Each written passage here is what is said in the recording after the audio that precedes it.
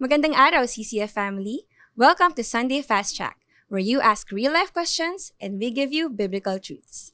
Ako po si Unica Amor Gorincezo mula sa Exalt Ministry at kasama natin ang ating speaker na si Pastor Bong Saking upang sagutin ang inyong mga katanungan. Pero bago po tayo magsimula, nais po muna nating batiin ang mga nakasubaybay na mga nanay ng Happy Mother's Day.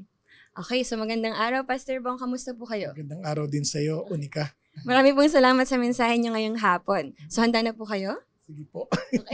Okay, para sa una nating tanong, paano tayo dapat mamuhay at tumugon sa katotohanan na alam ng Diyos ang bawat galaw o kilos natin? Ayan. Unang-una, kung alam natin na alam ng Diyos ang lahat nating ginagawa at minamahal niya tayo sa kabila ng kanyang pagkakilala niya sa atin, hindi na natin kailangan magkunwari.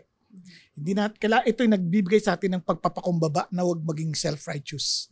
At siyempre, lalo naman tayong ninanais nating gumawa ng ayon sa mga bagay na nakakaluwalhati sa Kanya. Na hindi natin kailangan gawin lang yun dahil may nakakakita sa atin. Kundi ginagawa natin yun dahil mahal natin si God na nakakaalam ng lahat ng bagay. Di man tayo mapansin ng ibang tao, God recognizes everything that we do and He will reward us accordingly. Yun po. Alright, thank you, Pastor. Next question. Ano ang mga posibleng dahilan upang magpatuloy ang isang tao sa kanyang kasalanan sa kabila ng katotohanang wala tayong maitatago sa Diyos? Paano natin sila matutulungan sumunod sa Panginoon? Una sa lahat, may mga tao na maka-Diyos pero walang takot sa Diyos. So kahit alam nilang nakikita sila, nagtutuloy-tuloy pa din. So paano sila matutulungan? Una, pwede natin silang bigyan ng pwede natin silang balaan, sabihin natin mula sa Panginoon, sa salita ng Panginoon na hindi natin malilin lang ang Diyos. We are to reap what we have sown. At madalas, hindi naman natin agad aanihin yung tinanim. Minsan yung tinanim natin, it will wait about a year or two bago natin inaani. So we need to remind them of that. And at the same time, gabayan din natin sila. Baka out of the weaknesses of the flesh, hindi nila talaga magawa. So we need to help them.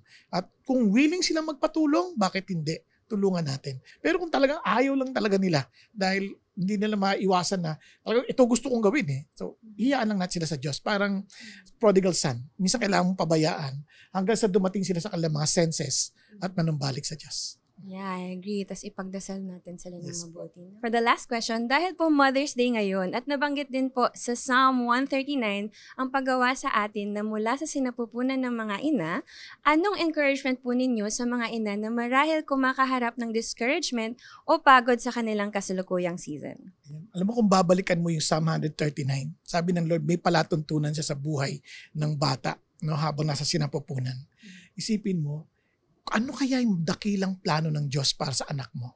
So gawin mo lahat na magagawa mo sa kapangyarihan ng Diyos, knowing that this child is not yours, this child belongs to the Lord.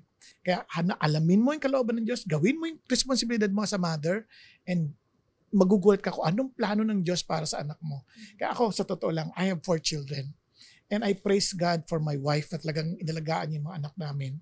And siyempre, magkatuwang kami.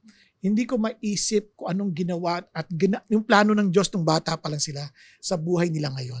And I praise God for how they turned out to be faithful in serving the Lord at yung kanilang mga buhay ay maaayos at purihin ng Panginoon kahit paano ay magandang kanilang tinatahak sa kanilang buhay at ang ganda talaga ng plano ng Diyos sa kanila.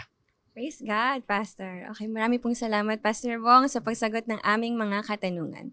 So sa kaalaman po ng lahat, bukas, May 12, ay araw na ng eleksyon. Kaya magpatuloy po tayong manalangin para sa karunungan na pumili ng tama at para na rin sa mapayapang halalan. May mga prayer points tayo online na makikita sa mga CCF social media accounts na maaari nating magamit at maibahagi rin sa iba. Muli, ito po ang CCF Sunday Fast Track. Happy Mother's Day!